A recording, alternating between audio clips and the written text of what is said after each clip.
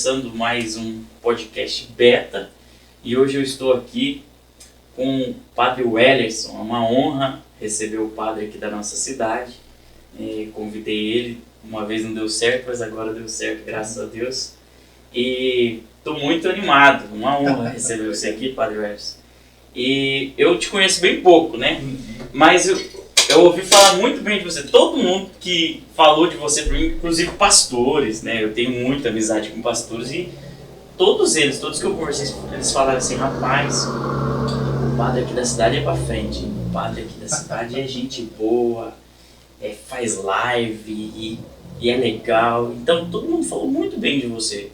Legal. E isso é muito bom, né? Isso é muito bom. E eu quero que você se apresente aí para as pessoas que ainda não te conhecem. Fale um pouco de você, qual a sua idade, qual o seu nome, onde você nasceu. Legal. Primeiro quero agradecer a oportunidade e o convite.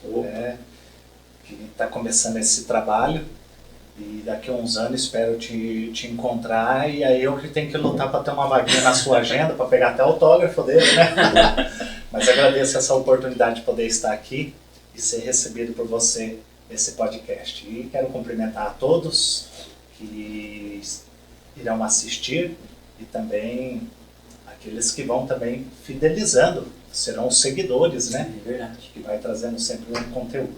Bom, meu nome é Wellerson Roberto Dias, eu tenho 39 anos de idade, eu sou natural de Sertaneja, Paraná. Então, a minha família toda, desde a minha infância, fui criado, cresci ali em Sertaneja e só saí de casa mesmo para ir para o seminário. Isso foi quando eu tinha 14 anos de idade, quando eu fui para o seminário, estudei em Jacarezinho. Mas antes disso, a vida toda sertaneja. Inclusive, se não for toda semana, a cada 15 dias, eu estou lá em Sertaneja porque eu cultivo muito esse que é o meu berço. É muito importante aquelas pessoas que me formaram desde a infância e que continuam colaborando comigo agora, já no ministério, com as orações, mas também dando bom retorno, dando conselhos. Não esquece, quando tu era guri, eu te vi crescer, não muda disso não. A gente manter o pé no chão, né? É verdade. Então sou o primogênito e tenho duas irmãs. Sim. Então, eu sou o mais velho. Meu pai já é falecido, depois vou falar um pouquinho até da minha história, da minha caminhada do meu pai. Ele faleceu num acidente de trabalho com 50 anos de idade. Minha mãe, ela é professora lá em Jataizinho e nos finais de semana reside lá em Sertaneja. E minhas irmãs moram todas em Sertaneja. Que legal. Sertaneja é aqui no Paraná mesmo. Sim, daqui lá dá uns 80 quilômetros. Lá tem uma sorveteria bem gostosa, ou eu estou confundindo? A Sertaneja está despontando hoje no turismo, tanto da pesca, e é lá onde está sendo instalado o Hard Rock Hotel. É ali em Sertaneja, que para a nossa região ajuda a crescer muito, né? Com certeza. Questão de trabalho, a questão do desenvolvimento da cidade. Hoje a cidade, de quando eu era menino, cresceu muito. Ainda ela é pequena, do interior, mas é uma cidade muito simpática, um povo muito bom. Que legal. E como que você veio parar aqui em Congonhas? Aqui é por causa do ministério. Sim. Então, na época ainda o nosso bispo era Dom Getúlio Teixeira Guimarães, e ele me nomeou como pároco de Congonhas. Inclusive agora dia 30 de dezembro vai completar 10 anos que eu estou aqui em Congonhas, que eu tomei posse como pároco. Nossa. Nunca imaginei, conheci a cidade só de passagem, porque quando eu era seminarista teve uma época que eu fazia pastoral em Japira, e quando eu estava nas férias, para ir para Japira, eu pegava o ônibus em Cornélio, Baiti, e daí em Baiti outro ônibus para Japira. E o ônibus passava aqui na rodoviária, então via essa igreja, a torre, maravilhosa, mas nunca tinha nem entrado. Sim. Passava na Santa Maria do Rio do Peixe, via a molecadinha jogando bola ali na quadra, nunca imaginei, né? Hoje aquela capela eu também estou à frente. E aí seguia o caminho. Nossa. Então assim, só tinha 10 visto. anos já. 10 anos aqui. E você gosta daqui, do povo? O que você diz? É que não é escolha nossa, né? Sim. Se vai o tempo que fica e se fica, mas eu me identifiquei muito. Legal. No começo, talvez a dificuldade é mais pela resistência pessoal do novo. Uhum. Mas quando a gente quer fazer essa experiência, todos os muros caem, né? Uhum. E hoje eu me sinto parte mesmo dessa comunidade, eu me sinto filho desta terra. Tanto que eu fui agraciado quando os vereadores me deram o título de cidadão. Aí eu fiquei muito feliz, porque para mim é uma adoção. Então hoje, se for falar, você é filho da onde? Eu sou filho de Sertaneja, que sou natural, e sou filho de Congonhas, porque Congonhas me adotou. Olha que legal. E é tudo, né? O povo, eu gosto da geografia da nossa cidade. Sim. Você tem pontos muito bonitos que deveriam até ser explorados melhor na dimensão cultural, É né? verdade. Começa ali pela própria Cachoeira do Marabá, que lugar maravilhoso, Nossa, né? é lindo demais. O Pico, que o Padre Júlio começou uma tradição lá de celebrar a missa lá no Pico. Também é gostoso poder subir lá, né? Você já foi no Pico alguma vez? Já celebrei acho que umas 4 missas lá com a comunidade. Que legal. Por ocasião da exaltação da Santa Cruz, porque lá tem um cruzeiro, né? Eu nunca fui lá. Não? Eu tenho vontade, eu vou ir mais Olha, antes eu subia bem, agora para subir tem que carregar um pouco a barriga, né? Aí chega lá em cima e fala, gente, dá uns minutinhos para eu rezar a missa aqui. Mas é bem bonito. Tudo aquilo que você contempla, né? E se a gente for olhar assim também nessa dimensão até da fé, da busca que a gente tem, a gente sabe que Deus está conosco, Deus ele está no meio de nós. Sim. Mas quando a gente faz referência a Deus, aponta para o alto, né? Sim. E na Bíblia um monte é lugar de experiência com Deus. Então você sente ali de fato uma paz, uma entrega, é como se fosse renovar a sua energia, né? Para poder caminhar com força, né? Sim. Como diz o Salmo, né? Eleva os meus olhos para os montes e me pergunto de onde me virá o socorro. O meu socorro vem do Senhor, que fez os céus e a terra. Então, mas a Bíblia é repleta também de pessoas que foram buscar a Deus no monte, né? Sim. Foram fazer um propósito no monte, até Deus mesmo pedindo para a pessoa subir ao monte. Então é algo maravilhoso. Além de você contemplar a criação de Deus. Exatamente. E eu vi uma frase que é muito difícil nos lugares, nos sítios, nas matas, nos lugares naturais, ter ateus. É muito difícil. Geralmente os ateus, eles estão na cidade grande. Porque é onde a pessoa tem contato com a natureza, com a criação de Deus, ela enxerga Deus, ela crê em Deus mais facilmente, na verdade. Tinha um grande teólogo da história da igreja, São Tomás de Aquino, quando ele organizou a chamada 5 vias, ele organizou porque já tinha essas reflexões. Sim. Na verdade, a capacidade dele foi de ordená-las, né? Quando ele organizou as vias que nós chegamos ao conhecimento de Deus, mas partindo daquilo que é material, uma delas é o grau da perfeição pela própria criação. Você chega ao Criador pela criação. Quando você para de fato e começa a contemplar, a perceber que existe uma ordem nesse universo, no mundo, o grau de perfeição do mineral, vegetal, reino animal. Sim. Então, vamos parar aqui só no homem? É muito pobre. Então, se há essa ascendência, por que não? Se chegar... Os filósofos falavam aquele que é o pensamento dos pensamentos, mas a fé tocou nós, né? Sim. Então a gente não fica só em alocução. A gente tem uma relação real com Deus, né? Sim. Na pessoa do Filho, do Pai, que é Jesus Cristo. Então, para nós não basta só esse termo pensamento, não. É Deus. Sim. E Deus que nos ama, que quer... Até quando nós falamos de santidade na Igreja Católica, a santidade é o quê? Poder participar da vida de Deus. O homem tem força para entrar? Não. Mas quando o Filho de Deus assumiu a nossa natureza, então quer dizer, ele é o caminho, ele mesmo diz, né? Sou o caminho, a verdade e a vida. Então, ele possibilita esse caminho para a gente entrar na vida de Deus. E aí a gente se santifica. Isso é a comunhão que nós temos com Cristo, nós somos membros do seu corpo, né? Sim. Tudo isso começa no dia do nosso batismo. Sim. Eu gosto de falar, quando eu faço referência lá na igreja, a pia batismal, eu falo, aqui é o útero, onde a gente nasce. Algumas igrejas batizam no rio, né? Mas ali a gente tem a pia batismal, fala, esse é o útero da igreja, né? que nasce os filhos, que Deus adota, né? Que lindo, isso é maravilhoso. E você estava falando aí, e me veio como Deus ele nos deixa pistas, né, da sua natureza, da sua existência. Você vê, Deus é um Deus dividido em três, né? É um Deus que é o Pai, é Filho e Espírito Santo, né? A Trindade de Deus. E você pega tudo tem um pouco de três, né? Nós somos corpo, alma e espírito.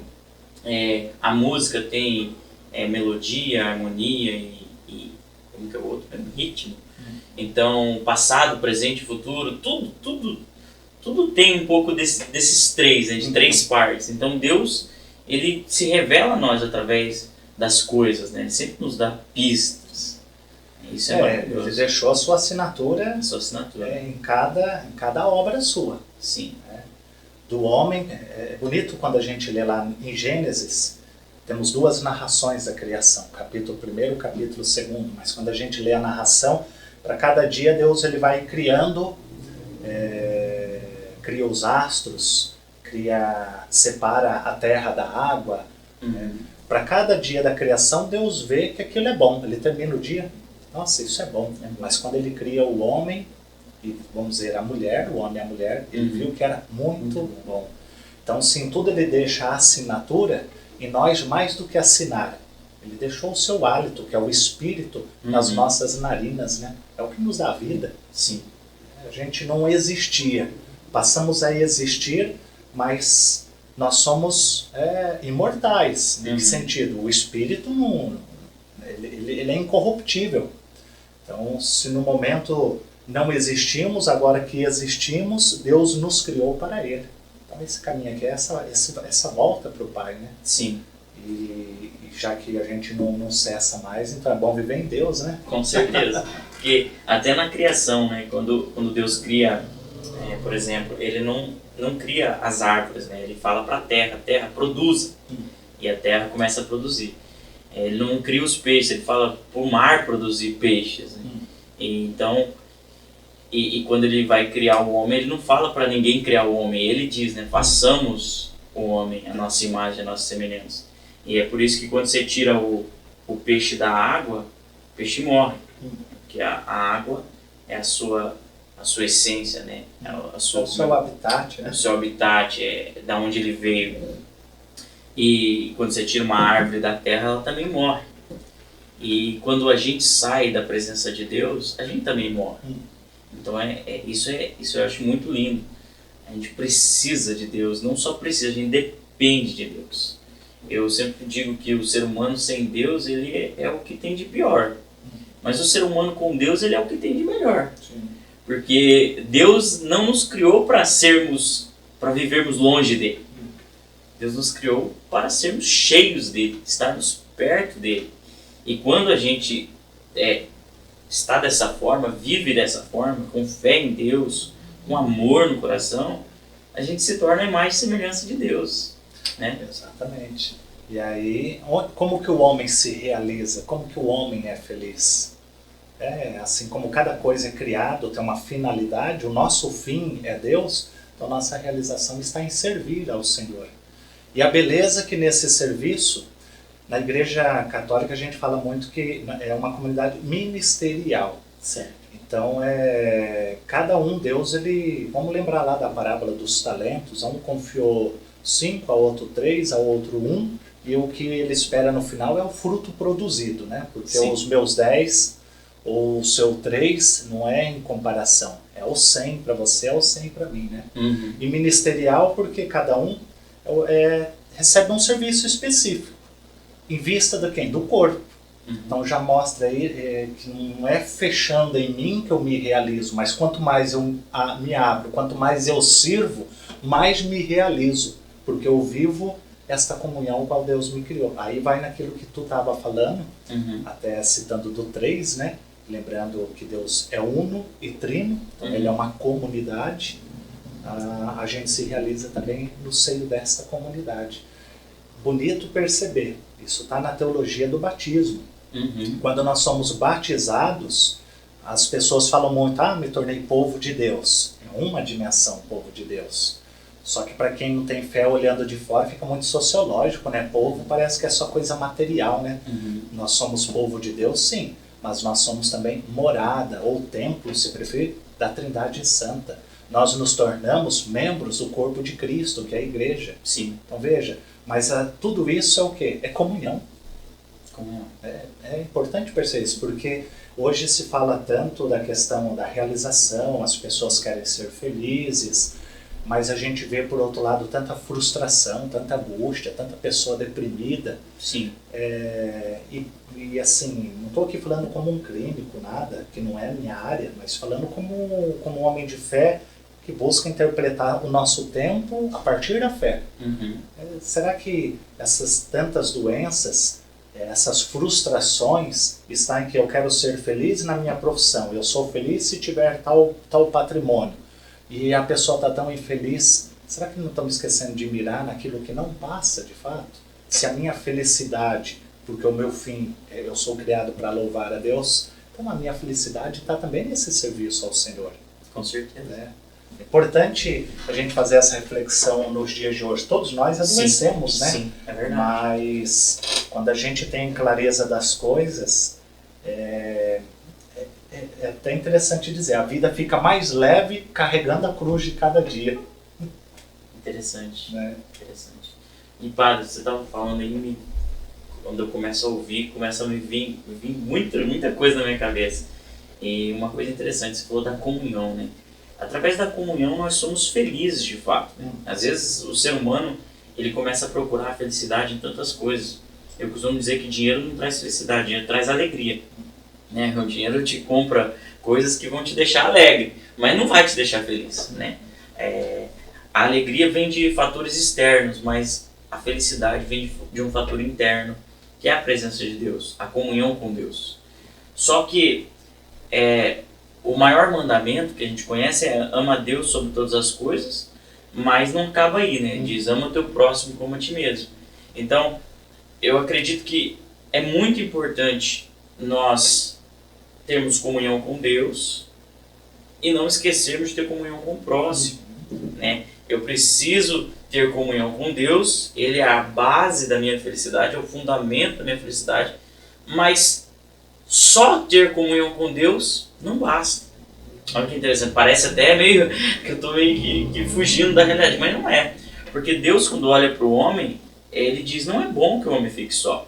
Mas o homem não estava sozinho, o homem tinha Deus. Mas o próprio Deus falou, não, ele não pode ficar sozinho, não é legal ele ficar sozinho.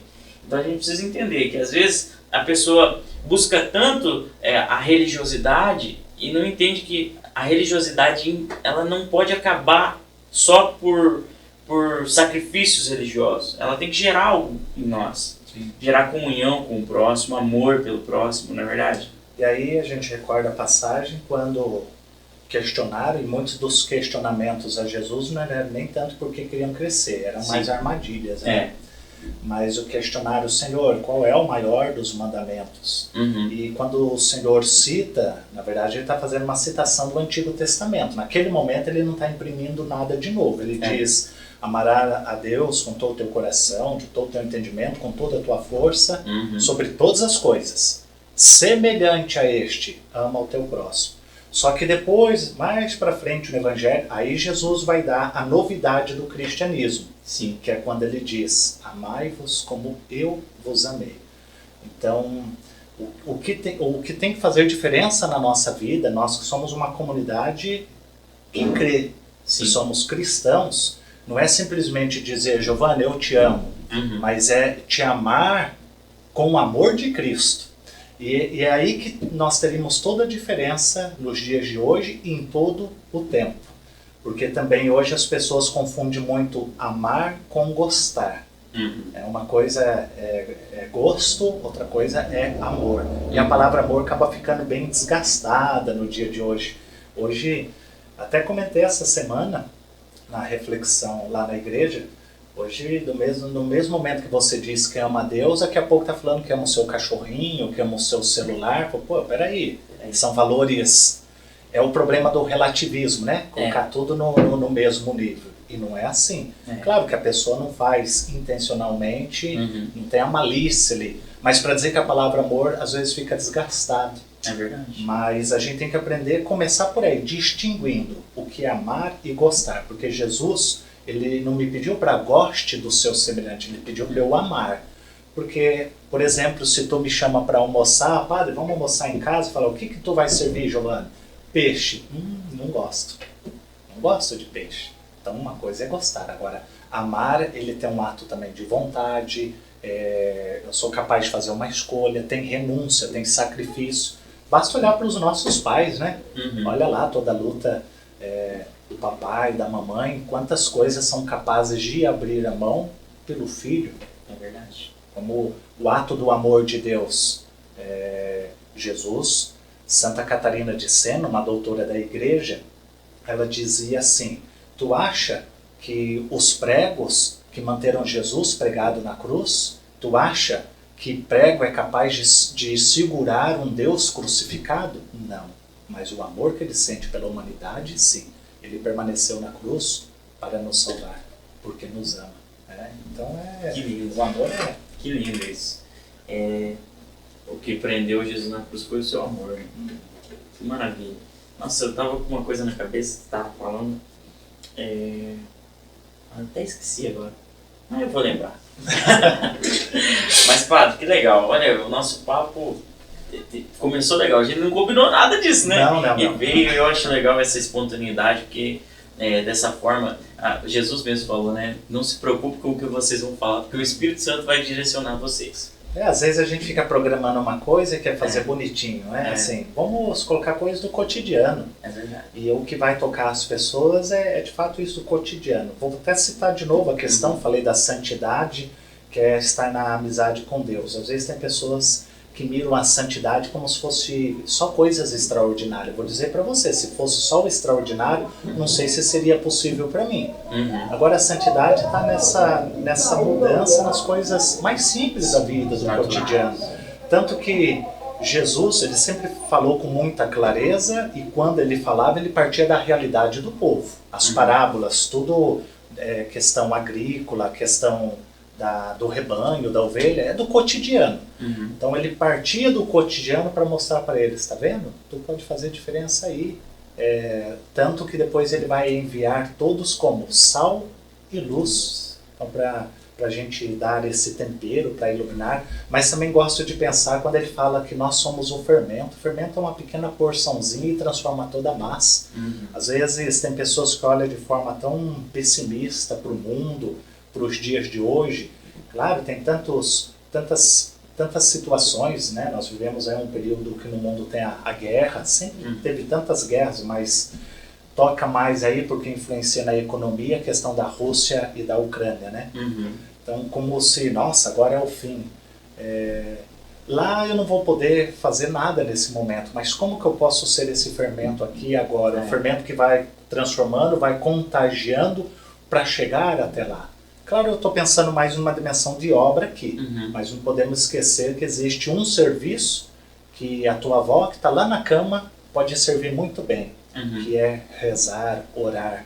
Né? A oração tem força, porque a oração é esse ato de confiança, e quem age é aquele que, para ele, nada é impossível, é Deus, né?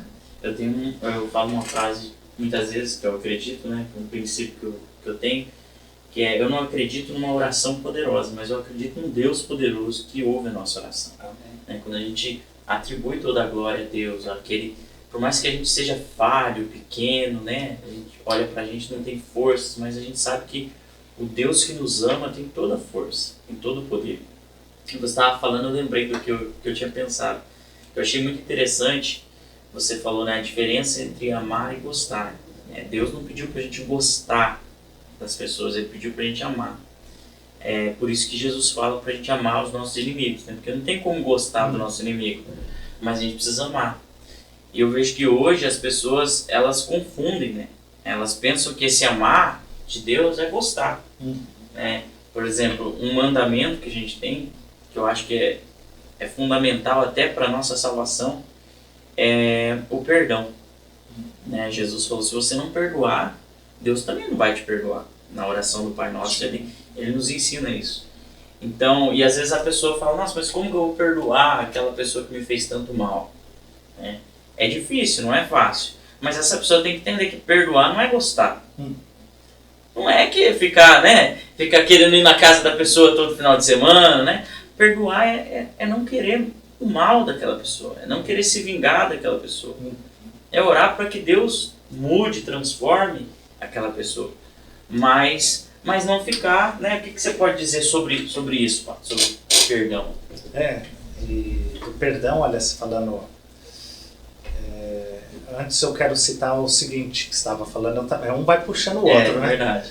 Mas da questão de amar os inimigos. Sim. Então não pode confundir com a questão de gostar. E outras coisas, às vezes, alguns não conseguem compreender porque acham que amar é passar a mão, é compactuar, é aceitar. Não, pelo contrário. Amar é buscar ser justo, então não é compactuar com a injustiça. Sim. Amar é buscar a paz, então não é provocar desordem e assim por diante. Então, amar o inimigo, aquilo que ele faz de errado, não quer dizer que concordo com aquilo. E aí, desse amor, aí a gente passa para a dimensão da conversão. E a conversão, ela nasce deste encontro com Deus que é misericordioso. Então, primeiro eu tenho que reconhecer a minha miséria. Sou pecador, sou limitado. O outro também tem os seus limites. E assim como Deus me perdoa, então, de certa maneira, o que ele faz comigo quando ele me perdoa? Tu tá bem, vai para casa em paz? Ele te capacita. Porque o amor dele e o perdão é transbordante. É como se tu vai enchendo aqui de água, vai começar a cair nesta mesa. Então, nós somos este copo. A água é o amor, o perdão de Deus, e não pode ficar só aqui, não. Tem que ser transbordante, porque é uma água viva, é abundante. Porque se a gente deixar essa água aqui, daqui a algumas semanas, ela já estragou, né? E assim também, a gente às vezes quer reter algumas coisas para nós, e volta daí naquela primeira conversa, volta de novo na comunhão. Então o perdão está em quê? Em curar a ferida, que está ali machucando ou deixou exposto o corpo de Cristo, que é a comunidade, mas existe uma medicina para isso, e é divina, um remédio, que é o perdão. Né? E o perdão, de fato, de coração. Para isso a gente precisa confiar em Deus, precisa orar, rezar, para que Ele também trabalhe, para que não seja só da boca para fora. Né? E tu citou, foi na oração do Pai Nosso. Dentro da oração do Pai Nosso, o Senhor nos ensina a fazer 7 pedidos dirigidos a Deus. Como falamos do 3, agora entramos no número 7. A Bíblia ela trabalha muito os números porque tem significados. O 7 é a plenitude, a perfeição. Então não é que os 7 pedidos do Pai Nosso acabou, não. Ele abre, como os 10 mandamentos, abre aquilo que faz parte da relação com Deus e com o próximo. Por exemplo, o 5º mandamento, não matarás. Então, vou lá me confessar com o padre. Padre, eu nunca matei. Mas espera aí, e aquele comentário, aquela mentira, aquela fofoca? Então, às vezes a gente restringe. Claro que tem uma consequência maior, né? Mas às vezes a gente restringe e acha que é só aquilo e acabou. Não, ele abre a possibilidade para quê? Agora, está aqui a matéria. Reflita. Porque os mandamentos ele é não matar, não pecar contra a castidade, não furtar, não desejar a mulher do próximo, mas é um não positivo, porque não matar é positivo a vida, né? Não roubar é positivo o quê? A confiança. Tu pode entrar na minha casa, né? A gente não coloca qualquer um dentro de casa, ou se coloca não é em todos os cômodos da casa, né? Mas quando tu confia, tudo fica comum, né? Então, aí o perdão vai possibilitando tudo isso. E o perdão é a grande experiência. O próprio Jesus fala, né? Quando lá ele perdoa a adúltera, quando ele entra na casa de Zaqueu, um pecador público, e a de Zaqueu eu acho tão fantástico, quando ele diz, né? Desce, hoje eu quero entrar na tua casa, e ali na conversa... Eu brinco assim, quando eu falo, padre, o senhor vem jantar em casa? Vou. Aí o padre nunca vai sozinho, sempre tem alguém que chega junto, fala, mas igual Jesus, né? Porque quem chamava ele para comer ia todos os discípulos, né? Casa tem que... Mas aí quando ele entrou naquela conversa, os evangelistas não ficou descrevendo muito o que foi a conversa. Eu acredito que Jesus não ficou ali apontando o dedo, simplesmente ele foi a vida. Aquele que era considerado profeta entrou na minha casa, quer dizer, eu não fiquei à margem, fui acolhido, mesmo sendo conhecido como um pecador público, Porque o cobrador de imposto era comparado até a uma prostituta. Sim. Né? E aí, de repente, Jesus termina de comer, está satisfeito, vamos embora, moçada, chama os discípulos, né? Daí Zaqueu, não, espera aí, eu tenho uma coisa para dizer. Senhor, se eu defraudei, se eu roubei, eu vou devolver 4 vezes mais. Então, quer dizer, conversão e reparação. Mas por que ele foi capaz de fazer isso? Porque ele sentiu o perdão de Deus, naquele encontro com Jesus. Então, o perdão quantas coisas vai reparar na nossa vida, né? Com certeza. Meu Deus, ele é libertador. E a mágoa, ela gera até doenças no nosso corpo, né? As doenças psicossomáticas, né? Que vêm da alma. E uma coisa que eu lembrei, padre, relacionada a essa questão de perdão também e de amor, esses dias atrás, meses, deixa eu ver, eu acho que já faz meses já, uns 2 meses. Eu estava em Curitiba com meu pai, a gente foi no shopping, a gente passou ali na livraria e a gente viu um marcador de truco, daquele bem bonito, sabe? Assim, meu tio gosta de jogar um truco, falou, vamos levar esse marcador para ele de presente e tal, e compramos o marcador, acho que tava uns 60, 70 reais mais ou menos. E aí tava começando aquela febre do álbum da Copa do Mundo, né? E aí eu falei, rapaz, eu quero um álbum desse, eu quero um álbum, vamos ver como é que é. E aí comprei o álbum e alguns pacotinhos de figurinha.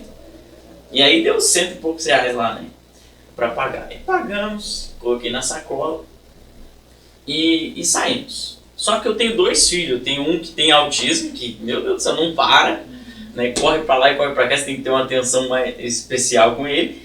E tem um outro que é pior ainda, de Beraldo, sabe? De bagunça e vai e corre, e é o Israelzinho. O Israelzinho tem 2 aninhos e o Isaac tem 4.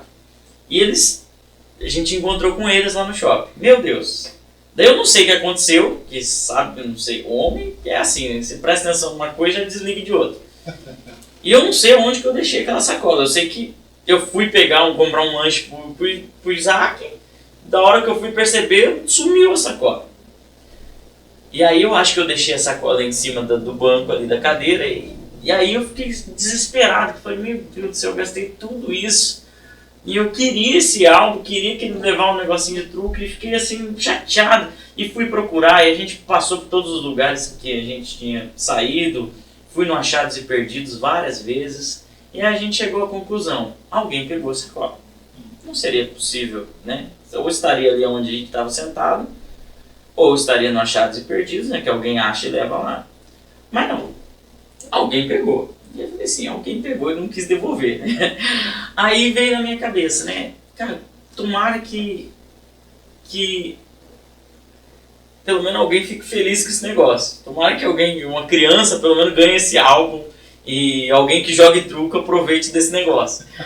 E eu falei assim, que Deus abençoe essa pessoa. Eu falei, que Deus abençoe essa pessoa que achou essa sacola. E aí me veio assim, mas olha, você orando assim, você não está concordando com o erro da pessoa? E me veio um discernimento acerca daquilo que eu estava orando, sabe? Me veio um discernimento. A palavra que veio no meu espírito, assim, dentro de mim, foi: Deus não entende errado. Deus não entende errado. Olha que interessante. Quando eu falei assim, Deus abençoe essa pessoa, eu não estou falando para Deus abençoar aquilo que ela fez de errado. Porque Deus nunca vai entender errado. Né? Ops! Imagina Deus lá no céu falando, ixi, entendi errado. Não fique com medo de orar errado. Deus nunca vai entender errado. E eu achei tão interessante esse entendimento que eu tive naquele momento. Quando você pede para Deus abençoar um ladrão, Deus vai abençoar esse ladrão, não ele roubando e sendo bem sucedido, mas ele sendo preso. Porque Deus não entende errado. Deus vai abençoar transformando a vida dele, fazendo ele se arrepender do seu pecado. Então Deus nunca vai entender errado. Eu achei muito interessante e esse foi um assunto legal, né? Que veio sobre amar. Conversão e reparação. Você citou, por exemplo, a situação do preso. Né? Tem que reparar, tem que regenerar. Vamos entrar no mérito se o nosso sistema hoje regenera alguém. Né? Mas pelo menos o intuito seria, o propósito seria esse. Né? Seria esse. Mas a presença de Deus, ela regenera, né? Deus, o Espírito Santo, ele nos convence, né? Ele consegue nos transformar. Eu acredito muito Na verdade, tem muita gente que vem falar comigo e fala assim, não, tal pessoa não tem mudança, tal pessoa... Eu falo assim, rapaz, se eu não acreditar que essa pessoa pode mudar, o Deus que eu creio não é real. Exato. Senão, para que ele ia se encarnar e morrer por nós, se não tivesse jeito? Por isso que aquele ditado, pau que nasce torto, morre torto, para mim não serve não. Primeiro porque não somos pau. É verdade. Falar, mas a pessoa é assim, mas todos nós somos chamados, no temperamento que a gente tem, redimir. Sim. Eu posso ser uma pessoa mais recolhida, uma pessoa mais extrovertida, mas eu tenho que redimir o que eu sou também. Não vou ser outra pessoa, mas o redimir é como viver a harmonia, o equilíbrio no temperamento que Deus me criou nessa relação e nessa caminhada. É uma grande peregrinação a vida, né? Nós estamos caminhando. Não sei se, pelo menos viagem, mas nós fazemos, por exemplo, muita peregrinação para Aparecida. Tem um propósito, a peregrinação tem um propósito. Sai daqui para ir no Santuário Nacional. Da mesma forma, eu gosto de pensar a nossa vida como peregrinação. Então, não estou só caminhando por acaso, vai para qualquer lado, não sei onde vou chegar. Peregrinação, ela tem um objetivo. E a nossa caminhada, nós temos objetivo. O que a gente está se esforçando para acolher a graça de Deus, de estar no amor de Deus? Porque o nosso objetivo é estar com Ele. Sim. E no fim também, que daí é pleno, né? Jesus mesmo falou que lá não tem mais lágrimas, não tem mais dor, que é para dizer o quê? É uma realização plena. Porque eu sou feliz, eu acredito, muito feliz, somos realizados, mas tem algumas coisas que nos angustiam. E não só da nossa vida. É só olhar ao nosso redor, né? A gente não pode ficar acomodado. Graças a Deus, estamos aqui gravando esse podcast. Uma sala está bem fresquinha, viu, gente? Ar-condicionado ligado. A gente sabe que nem todos têm o conforto, né? A gente pode se acomodar. É verdade. E padre, você poderia dizer, eu tenho dúvida, eu não sei como funciona, né? Porque eu conheço o meu universo, eu cresci na igreja evangélica, né? Então, e às vezes a gente só ouve falar de pessoas que também não conhecem, de fora da igreja católica, né? Padre, como eu estava dizendo, a gente ouve falar da igreja católica e de fora, e às vezes de pessoas que não têm nem ideia, nunca frequentaram, não sabem da doutrina, né? E às vezes quando uma pessoa quer ensinar o que não sabe, ela acaba multiplicando a ignorância. Ela faz mais um ignorante. Então eu acho muito interessante. E o problema é, às vezes, também transmite um preconceito. Preconceito. E é vice-versa, não é só para os católicos, mas do católico para o evangélico. E para outras religiões também. Até hoje a gente pensar numa de matriz afro, parece que ainda é difícil de entender, mas sim. Pensar naquelas que é indígenas. Então a gente tem que... O princípio é a partir do respeito, né? Respeito. O problema é eu ficar passando preconceitos, ficar passando aquilo que eu não sei, querer falar como se fosse um doutor, como tu está dizendo mesmo. Né? A gente quer conhecer o outro pelo livro, mas nada melhor do que aquele que vive. Até a Bíblia, antes de ser escrita, ela é vivida. Depois ela foi escrita para orientar a nossa vivência. Então, querer conhecer o povo de Israel, só abrir a Bíblia, bom, já sei tudo do povo de Israel, é pouco. Né? Ali aponta uma experiência, uma conduta, uma norma, porque o Pentateuco é livro de leis, né? Sim. Mas a gente teria, quando que já sentamos, por exemplo, para conversar com um judeu, então às vezes a gente, e vai para a nossa visão de igreja que temos, né? Eu como católico, vou olhar aquilo e falar como católico, tu como evangélico vai olhar aquilo e falar como evangélico, e são tradições diferentes, mesmo tendo a raiz comum, né? Nosso, que é o cristianismo, e lembrar que nós estamos nesse rebento que também é o povo de Israel, o povo de Deus, né?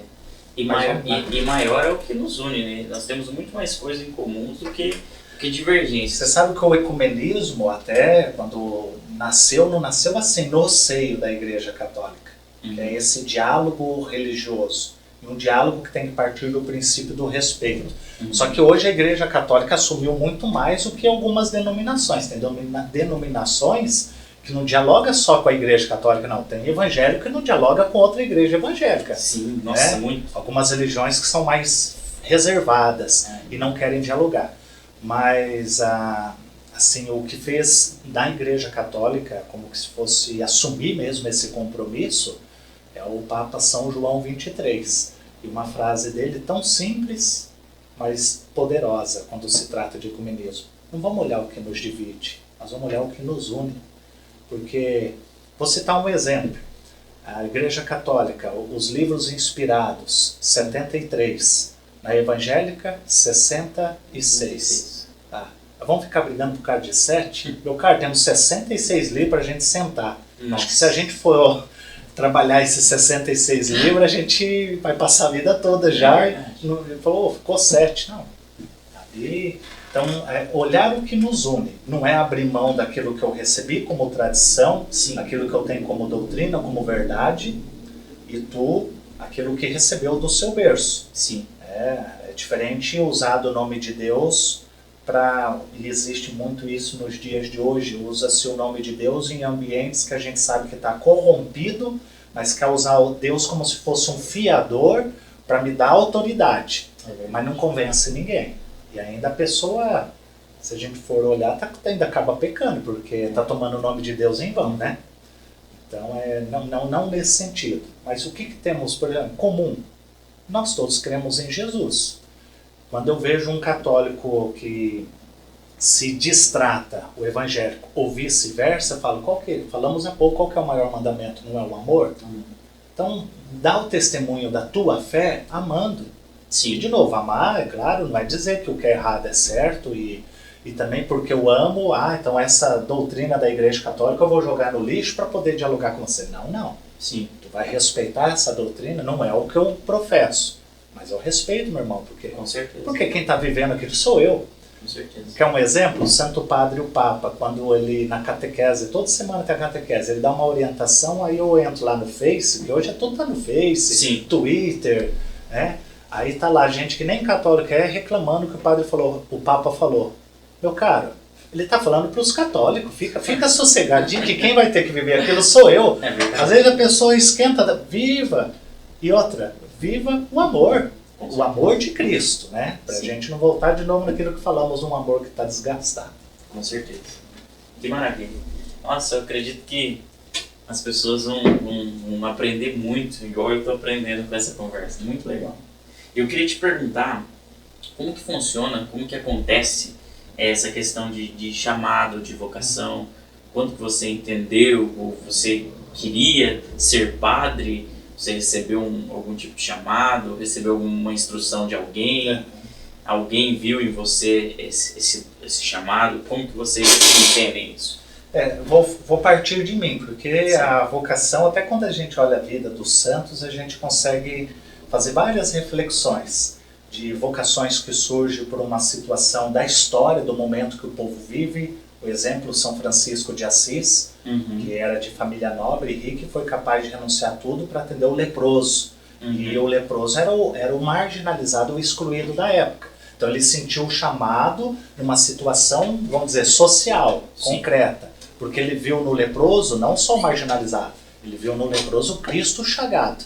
Então o centro de todo o chamado é Nosso Senhor. E ele vai chamando, tocando e falando com cada um. Ele conhece os seus filhos, né? Aquilo que sensibiliza, aquilo que sente. E entender que Deus sempre se comunica conosco. Nós somos corpo e espírito. Mas como somos corpo, então ele vai nos tocar através do sentido também.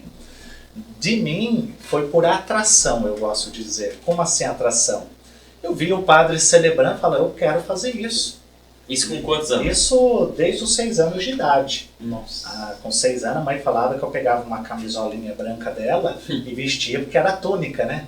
Então era sempre assim, eu vi o padre, é isso que eu quero ser. Na escola, não sei se hoje ainda tem assim nas escolas primárias, mas tu também é dessa época. Você tem quantos anos, Giovanni? Eu tenho 28. 28, eu sou um pouquinho mais gasto, mas a professora pedia pra gente levantar no primeiro ano e falar o que você quer ser quando crescer. Era uma motivação vocacional, profissional, né?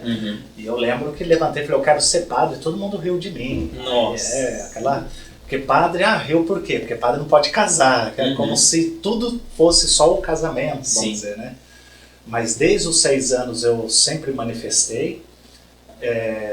Com 8, 9 anos eu me tornei coroinha, daí ficava mais próximo ao padre, que é aquele que está ali pertinho do altar, aí já tem uma vestinha, se sente, não é correto dizer isso, mas a criança se sente um pequeno padre. Uhum. Mas eu vejo que é a forma como Deus também vai preparando, porque quando são coroinhas eles não foram padres, aquele era o meu chamado.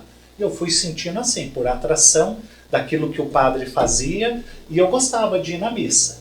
Dizer também que foi sempre assim, eu lembro quando eu era criança, quando a gente ia na missa, eu ficava sentado, fazia corpo mole. Porque quem é evangélico vai na missa fala, nossa, senta, levanta. Eles sabem que é um exercício, né? Eu acredito que nas evangélicas, quando tá louvando, tá em pé, mas fica bastante tempo sentado, né? Lá na igreja a gente tem os momentos, porque é a interpretação da postura. O sentado é o discípulo que ouve o mestre é sempre Jesus, viu? Não é o padre, não. Mas fala através da gente. Em pé, a prontidão, quer dizer, eu quero me colocar à disposição, a caminho nessa proposta, ajoelhado, o ato de adoração. Aí quando eu era guri, quando levantava, ficava lá deitado assim no banco, criança, né? Não queria levantar, a mãe dava cada beliscão na costela que levantava no salto. Eita! Mas foi por atração. Daí, com 6 anos, eu tinha vontade, depois falei no primário que queria ser padre, mas a coisa, vamos dizer assim, o caldo foi mais engrossando depois dos meus 10 anos. Eu lembro que em Sertaneja teve a visita de alguns padres, eu tinha 10 anos de idade, e aí na visita desses padres, algumas catequistas falaram, esse moleque quer ser padre. E um padre brincou, quer ir embora já com a gente? E eu fiquei com medo, porque, igual eu falei, eu só saí de casa para ir para o seminário. Vivia naquele berço mesmo, a família cuidava muito, né? Sim. Naquela vez eu fiquei com medo, falei, nossa, vão me levar embora. Mas depois dos 12, 13 anos a coisa amadureceu mais. E eu só tomei a decisão corajosa de ir para o seminário quando o Papa São João Paulo II fez a última visita dele no Brasil. Sim. Agora foi em 90... Na década de 90, eu fui para o seminário em 99, e eu queria ir na missa no domingo de manhã, meu pai tinha uma lanchonete, e no domingo de manhã, daí o pai trabalhava a semana inteira, então domingo de manhã eu era gurizão, e a minha função era ir de manhã na lanchonete, recolher os lixos, varrer o chão e passar pano, deixar o chão limpo, era o meu serviço. E o Papa estava no Brasil aquele ano e a gente via era o Jornal Nacional, que era tudo, né? Sim. Eu lembro que na praça lá de Sertaneja tinha até uma televisão que só ligava na hora do Jornal Nacional e no Fantástico. E era gostoso, o povo ficava na praça assistindo televisão. A gente tinha em casa, mas lá era para estar com a gurizada, né? E aí o Papa estava falando, eu vou na missa, porque assim, mesmo adolescente, a gente achava assim, na missa, vamos ver o que o padre vai falar. Sim. Vai falar do Papa e tal. E aí o pai falou, não, você não vai para a missa. Você tem uma obrigação, você vai trabalhar. E eu fiquei um pouco magoado com aquilo. Falei, puxa, o pai não deixou eu ir para a missa. E fui limpar lá a lanchonete, bem contra gosto. E liguei a televisão. E quando eu estava limpando, estava tendo toda a cobertura da visita do Papa. Interessante que quando a câmera focou ele, assim, isso é uma coisa minha. Parecia que ele estava olhando para mim, a forma como a câmera focou. E aquele olhar foi o que me tocou. Eu falei, eu vou pro seminário. Agora, sem medo, não tem esse negócio. Se puder ir agora, eu vou, deixo tudo. E dali foi todo o processo até eu conseguir entrar no seminário, porque também tem uma idade que aceita, né? Sim. Então a minha vocação foi assim, por atração. Atração a Jesus, né? Sim. A missa é o sacrifício do próprio Cristo, é o sacerdote dos 7 sacramentos, é o sacramento que tem que mostrar a presença do Cristo no meio de nós, né? E aí, então E no seminário como que funciona? Você fica quanto tempo no seminário? Hoje, vamos dizer que você vai para o seminário, você já tem um ensino superior, mas você vai ficar lá 1 ano que a gente chama de propedêutico. Que é para você ter uma experiência e contato com a vida comunitária, porque o seminário é uma vida comunitária, com as orações, os ofícios que nós chamamos, e o trabalho. Porque daí a casa quem mantém É a própria gurizada. Hoje o seminário não tem o número de quando eu entrei. Quando eu entrei em 99, no seminário Nossa Senhora da Assunção em Jacarezinho, nós éramos 73 naquela época. Então, às vezes, passava uma semana, você não conversou com todos da casa. Nossa. Uma casa grande. Muita gente. Era uma fazenda, só que todo o serviço ali era nosso. O único serviço que o seminarista não fazia era matar o boi. Mas desossar era o seminarista. Nossa. Matar leitor era seminarista. Você teve que fazer desossa também? Não, essa parte não. Eles pegavam meio por perfil. Ah, entendi. Eu era muito magrinho, fraquinho, então eu sempre fui sacristão, serviço de limpeza. E quando tinha um mutirão de capinar junto, e lá a gente, um ano sim, um ano não, colhia café, todo ano quebrava milho e algumas vezes arrancava feijão para ajudar nas despesas da casa. Porque, imagina, 73, gurizada, né? Então, a gurizada come bem, né? Nossa! E aí eu estava falando do tempo que fica, vou partir de mim. Então, como eu entrei com 15 anos, 14 para 15, eu estava no ensino médio. Então eu tinha que concluir essa etapa, depois passei para filosofia, na minha época era 3 anos de filosofia, ensino superior, e 4 anos de teologia. Então foram 9 anos. Nossa. Só que eu fiquei um ano fora também, que eu pedi para sair, eu estava no 3º ano de teologia. Faltava mais 1 ano e meio para terminar, e eu pedi para sair, porque deu aquela dúvida, assim, eu queria ser padre, mas eu quero ser de corpo e alma, não posso ficar com nenhuma dúvida. Aí eu conversei com os formadores, me desliguei 1 ano, namorei nesse ano, trabalhei como caixa de supermercado por 6 meses, dava aula como professor PSS, que eu também entrei. Então tive a oportunidade no ano de fazer uma experiência que para mim foi também como se fosse uma matéria do seminário. Que legal. Porque é uma parte humana, né? Sim. E aí depois dessa caminhada ainda, eu falei, não, eu quero ser padre mesmo. Talvez o mais difícil foi desligar da namorada, né? Porque a namorada não entende talvez tanto assim, né? É verdade. Mas foi tudo conversado, falei, olha, de respeito, gosto de você. Começou com amor, mas eu descobri que o meu amor está no ministério, eu quero ser padre. E aí fui fazendo de novo todo o processo para voltar para o seminário. Daí voltei para a Diocese de Cornélio Procópio, fiz mais 1 ano para concluir, e Dom Getúlio daí me ordenou padre. Hoje eu já estou eu fui ordenado padre no dia 31 de maio de 2009. Então estou com 13 anos de padre. Nossa, um tempo bom. E dos 13, 10 anos 10 aqui. anos de concorrência. Meu Deus, que maravilha. E você tem uma história assim de superação? Eu gosto muito, sempre eu pergunto para os convidados como que é, se já viveu alguma história de superação que serve para motivar, né? Tantas pessoas hoje passando por momentos difíceis, às vezes pensam, será que eu consigo vencer isso? Será que eu consigo superar? E uma história que a nossa vida, né, é o nosso maior testemunho. Né? Às vezes a nossa vida é a Bíblia que muitos vão poder ler, né? Sim. Então, se você tiver alguma... Até você falando que a nossa vida é a Bíblia que muitos poderão ler, na verdade essa é até quando eu conto a vida dos santos, quando eu vou contar a primeira vez para alguém que eu nunca contei, eu digo assim, o que é a vida do santo? É o Evangelho vivido. Porque eles viveram o que o Evangelho nos pede. Então quando a gente olha para a vida do santo, ele só é santo porque a vida dele não está alheia do que está na Escritura. Sim. É o Evangelho vivido. E como cristãos a gente tem que ser isso, né? O Evangelho vivo, né? Porque o Senhor habita em nós, né? Mas então assim, é uma superação até da própria família. Eu nasci no dia 18 de julho de 83. Meus pais, eles casaram uns 3 meses antes de eu nascer. Ou 6 meses. 6 meses. Minha mãe estava grávida de mim uns 3 meses e aquela época os pais eram mais durão mesmo, se engravidar, tá fora de casa, né? E aí a minha mãe e meu pai acabaram casando, só que sem meu avô e minha avó saber que ela já estava grávida. Sim. E quando eu nasci portador de uma deficiência na mão. Essa deficiência ela é genética na minha família, só passa para os homens. Certo. E aí a minha avó, quando viu minha mão, falou, nossa, esse menino é prematuro mesmo, porque nas contas dela não batia, né? Depois a mãe falou, já estava casada, não, é uma questão de família mesmo.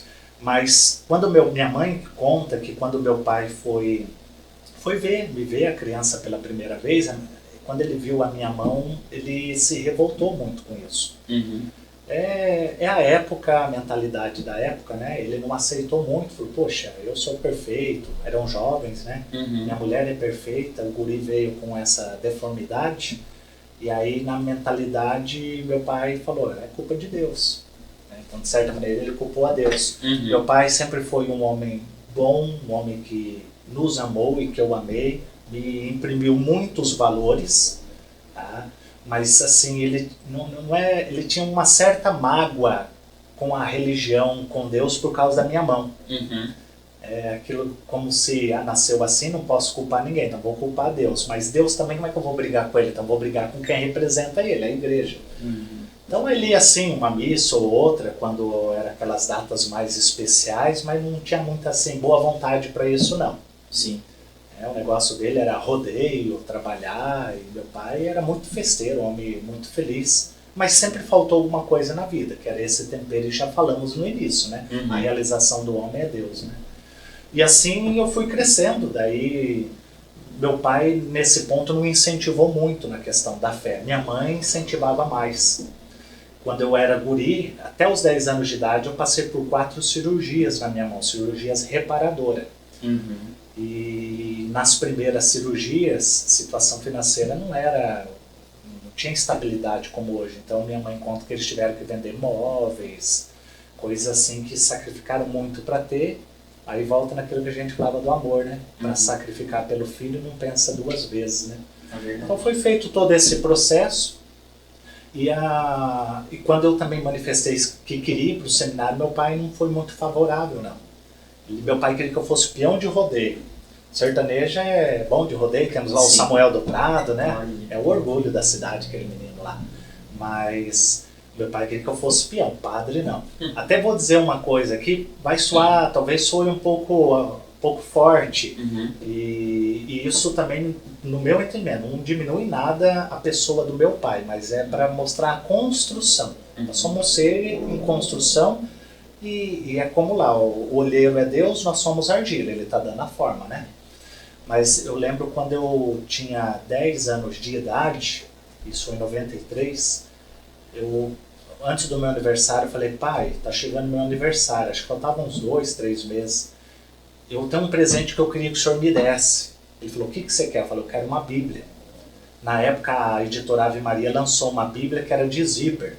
E eu via os pregadores da renovação, os líderes com essa Bíblia, eu achava que quem tinha aquela Bíblia era pregador, criança, 10 anos. Sim. Então eu queria uma, porque eu também queria ser pregador.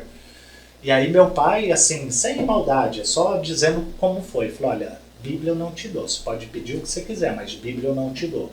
Isso para mostrar ainda que tinha um pouco daquela mágoa do passado. Sim. E no meu aniversário aqui, que sou um pouquinho mais forte, mas pai extraordinário, me deu acho que umas 20 camisinhas. Um menino de 10 anos. Meu Deus. Porque aquela ideia da masculinidade, sim, o homem, né? Sim. Se brincasse, nunca aconteceu, mas se brincasse, desculpa falar isso também, até levava pra zona, né? É verdade. Porque é pra iniciar, né? Naquela época até muita gente fez isso. Mas isso não aconteceu comigo não, mas é pra dizer que eu acho que se eu não tivesse forçado de permanecer nesse caminho, talvez ele teria me conduzido assim. Sim. Talvez ele só não fez porque viu, pô, né, esse moleque aí não tá totalmente comigo. Você vê. E aí uma senhora da comunidade, a dona Helena e o senhor Djalma, ficou sabendo que eu queria uma Bíblia, e aí acho que em setembro eu ganhei essa Bíblia. Nossa, foi minha alegria, né? Nossa. E daí eu fiquei meio assim, meio tímido, assim, puxa, e agora? Ir pro seminário, o pai não quer. E aí naquela situação de quando veio a visita do João Paulo, que daí ali eu tomei a decisão, falei, não, eu vou, pai querendo ou não. A minha mãe me deu um apoio, procuramos seminários, entrei. No começo, eu achava que o meu pai, quando eu ia, ele não curtia. Só que daí Deus já também estava trabalhando ele. É assim, comigo ele não parabenizava, não falava, oh, você é meu orgulho. Mas quando eu ia embora, ele contava, oh, meu filho está estudando para ser padre. Aí depois eu fiquei sabendo que ele estava orgulhoso. Sim. E quando eu estava para ser ordenado padre, no dia 31 de maio de 2009, foi num domingo de Pentecoste. Na Igreja Católica é a solenidade da terceira pessoa da Trindade, do Divino Espírito Santo. Certo. A gente celebra um dia da vinda do Espírito Santo sobre a igreja, que acontece em Atos dos Apóstolos, Maria e os apóstolos reunidos no cenáculo. Sim. E para nós, quando a gente se prepara para uma festividade grande, a gente se prepara espiritualmente com o sacramento da reconciliação, a confissão. Meu pai não era muito fã de igreja, então de padre, né? Nem pensar, nunca vi ele falando mal, nada, mas... Sim. E aí, no dia da minha ordenação, o padre Francelino, hoje é o pároco da Catedral Cristo Rei, ele era o pároco lá, ele disse assim, você sabe quem que me procurou para se confessar? Você nunca vai acertar. E era meu pai tinha de se confessar para se preparar para a minha ordenação. Nossa. E assim, na minha ordenação, daí o Dom Getúlio entregou a âmbar, vai distribuir a comunhão para sua família. Meu pai entrou na fila e recebeu o corpo de Cristo da minha mão. E aí que está o detalhe. A mágoa dele com Deus era por causa da minha mão. E depois ele recebeu o corpo do Cristo desta mão. E é com essa mão que eu abençoo, com essa mão que eu absolvo, com essa mão que eu consagro. Então, eu falo, aquilo que é limite e fragilidade para nós, Deus ele não passa uma borracha, ele não apaga. A redenção é pegar aquela matéria e transformá-la em algo novo. Então, essa história, aquilo que meu pai viveu e por mais de 20 anos, Deus não passou a borracha, Deus foi trabalhando e lapidando. Porque depois da minha ordenação, meu pai, ele não perdia mais nenhuma missa dominical, era outro homem. Doidão, ele era conhecido sertanejo como o Beto Doido, o Beto Cowboy de Cristo, né? Mas não perdia nenhuma missa. E eu digo para você, meu pai foi para mim, tá? Para mim. Ele foi um homem de verdade nesse último ano. Digo último ano por quê? Quando eu celebrei o meu primeiro ano que eu era padre, eu estava em Cornélio Procópio. E aí eu celebrei uma missa, veio a minha família e só alguns amigos. Porque eu era reitor do seminário, então a casa restringe, é pequeno, né? E a última foto que eu tirei com meu pai foi por essa ocasião. Aí celebramos, tirei uma foto com meu pai e tal, com a minha mãe, família, tudo.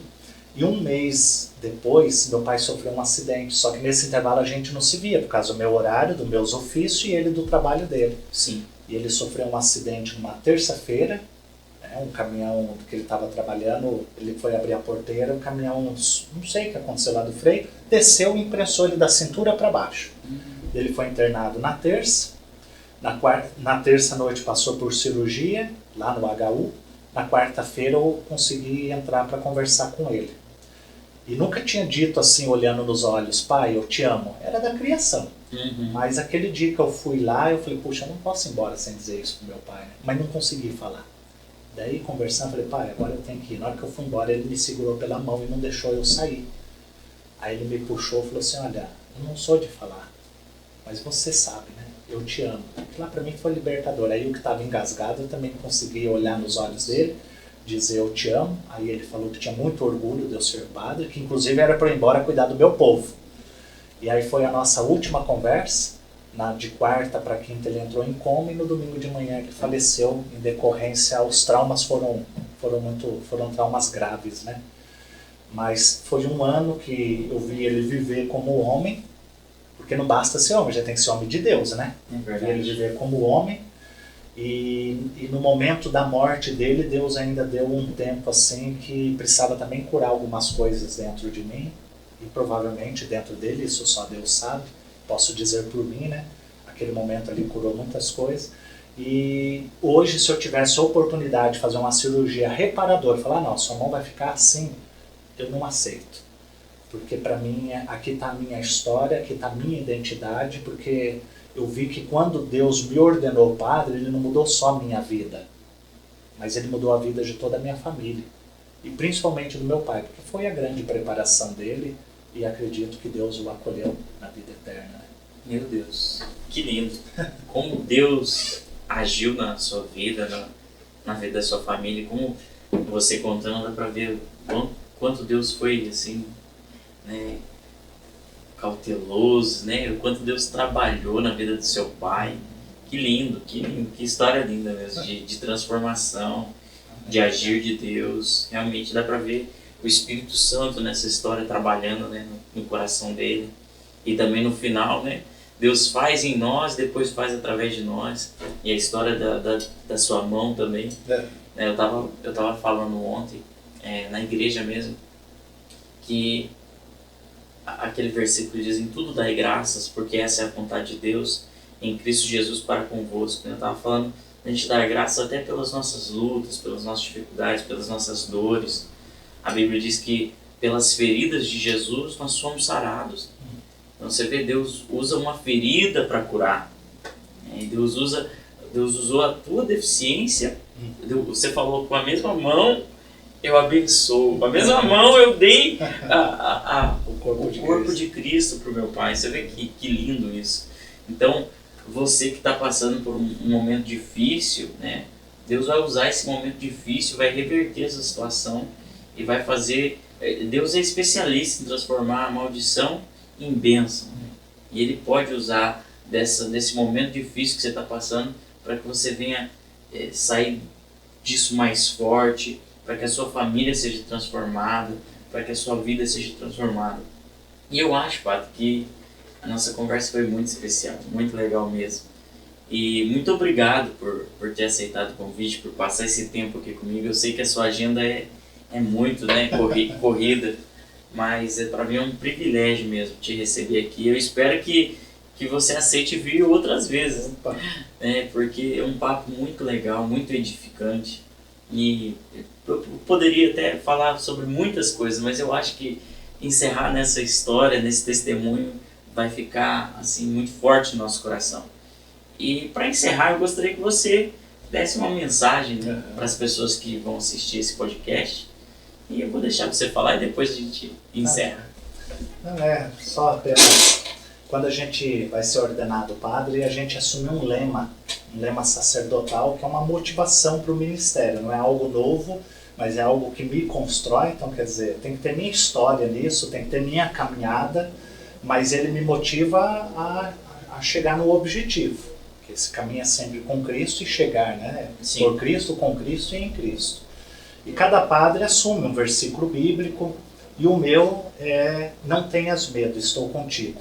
Se a gente olhar na Sagrada Escritura, é mais de 300 vezes o convite a não ter medo. No Antigo Testamento, muito presente, né? Tanto que eu pego do livro do profeta Isaías, diz para não temer, que eu sou capaz de entregar nações por causa de ti. É muito forte a passagem. E não ter medo está assim, muito presente na minha vida, nesse sentido de não ficar recolhido, de não me arriscar por aquilo que Deus propõe, me arriscar pelo próximo, pela igreja, porque na minha vocação está isso, né? Eu, mesmo sempre tendo convicção, eu quero ser padre, mas aquele receio até por causa do pai, porque a gente não quer ofender, não sei, desapontar o pai, né? Mas quando eu tive coragem, na verdade, se eu não fosse, o desapontamento seria num plano muito maior, que era essa cura, né? Sim. Mas a partir do momento que eu me entreguei, Deus ele agiu até na vida daquele que eu achei que ia desapontar, que era o meu pai. E não ter medo é um ato de confiança. E confiança em Deus, né? Então, eu sou frágil, sou limitado, mas eu confio em Deus e sempre assim, uma coisa também que assumi na minha vida é essa abertura. Não tem nada mais do que nos edifica senão o diálogo, porque Deus dialoga conosco. O primeiro capítulo de João, o prólogo de São João, diz que o verbo de Deus se fez carne. Então a palavra de Deus, sim, ou a sabedoria, depende da tradução, se fez carne. Então Deus está num diálogo permanente conosco. E se assim Ele nos salva, porque a fé chega pela escuta da palavra, então a gente também se edifica como homens, como irmãos, sim, dialogando. Né? Então o que eu quero deixar para aqueles que estão acompanhando é isso, esse ato de confiança em Deus. As coisas não acontecem no nosso tempo, como eu falei na minha história, olha para o meu pai, foram 25 anos para essa redenção, né? Não acontece no nosso tempo, mas o próprio salmista vai dizer que para Deus 1000 anos são como um dia, e um dia como 1000 anos. Confiar em Deus, porque Ele não falha. Amém. Legal. Padre, eu queria te fazer uma pergunta antes da gente encerrar, mais descontraído também. Padre pode ter hobby? Como é que funciona essa questão? Porque, primeiro que padre, como que funciona essa questão de casamento? Padre não pode casar. Como que funciona isso? Eu não entendo. Às vezes falar padre não pode casar, parece que é uma coisa que me foi imposta. Certo. Na verdade é assim, é uma decisão. Eu fiz a opção. A gente sabe que para ser padre tem que ser celibatário. Então se eu não quero viver esse estado de vida, vou assumir outro ministério da igreja, mas não padre. Sim. Então eu fiz também, é um ato de escolha consciente meu. Eu que escolhi a continência, como todos os outros padres também. Porque hoje os padres são celibatários. Não é só não ter uma esposa. Na verdade, é uma abertura em entender que você, as pessoas que eu vou conviver, é minha família. Você estava falando há pouco dos seus filhos, então, até para comprar uma coisa eu tenho que pensar nisso. Se tu tem a necessidade, eu tiver que pôr a mão no bolso, eu não vou pensar que tem um filho, eu vou ter que agir. Sim. Porque eu tenho que entender que tu faz parte da minha família, né? Legal. Então, aí a gente tem os compromissos, que o padre, nós temos os religiosos, que fazem votos de pobreza, castidade e obediência, e os chamados seculares, que eu sou um padre diocesano. Então a gente não faz os votos, mas esses votos é evangélico, é presente para todos, né? Sim. Mas eu faço promessas. Eu fiz a promessa do respeito e obediência ao meu bispo, de santificar a igreja pela oração, que eu tenho o compromisso também de consagrar os dias, as horas com as orações, que é para santificação. Então, sabendo que eu tenho esse compromisso, eu administro que se estava falando de hobby. Claro que, por exemplo, eu gosto de assistir um seriado, gosto de assistir um filme, gosto de ouvir música e gosto mais de Fusca, né? Até trouxe uma canequinha de Fusca aí para você. Olha que show que eu ganhei do padre. Eu tenho o meu Fusquinha que é de legal. 79, fui ajeitando ele. Inclusive hoje ele é placa preta, ele é 80% original. Olha, aí é por gosto mesmo. Que legal. Durante a pandemia, que a gente ficou meio recluso, comecei a cultivar algumas orquídeas. Mas agora a vida voltou mais assim, entre aspas, no normal, aí a gente já não tem como dedicar tanto àquilo. E esporte? Esporte você não... Dá pra ver pela barriga, né? Porque é difícil, né? Esporte você chamar eu pra jogar só se for um FIFA. Só se for um FIFA? Só se for um FIFA. Mas FIFA você já jogou já ou não? Jogo com meu cunhado. Opa! Que legal. Eu também jogo FIFA 2022. Na hora nós vamos então jogar uma partidinha. É difícil ganhar de mim, padre, mas eu deixo você ganhar. Não, por respeito. Mas, padre, muito obrigado, viu? Obrigado mesmo. Eu quero pedir pra você, pedir desculpa até porque a gente tá gravando de tarde e o microfone ele acaba captando às vezes um carro passando, uma buzina, algum barulho. Mas o importante é ser natural, né? A gente conversa na rua, normal. Então o importante é você entender aí esse papo. Espero que você tenha sido abençoado, edificado, motivado através dessa conversa. Obrigado mais uma vez, padre. Que Deus abençoe a vida de cada um que acompanhou. Eu peço que você curta, compartilhe esse conteúdo e também se inscreva no meu canal aí para ajudar a gente. Eu tenho certeza que virão muitos conteúdos legais para você. E para concluir, o Giovanni disse que eu fui considerado digno. E para mostrar que eu fui considerado digno, é só quem é digno que consegue levantar, hein? É o primeiro que vem aqui e levanta esse martelo, hein? Esse é digno de verdade. Deus abençoe, padre. Amém. Muito obrigado. Um abraço a todos. Até mais, pessoal.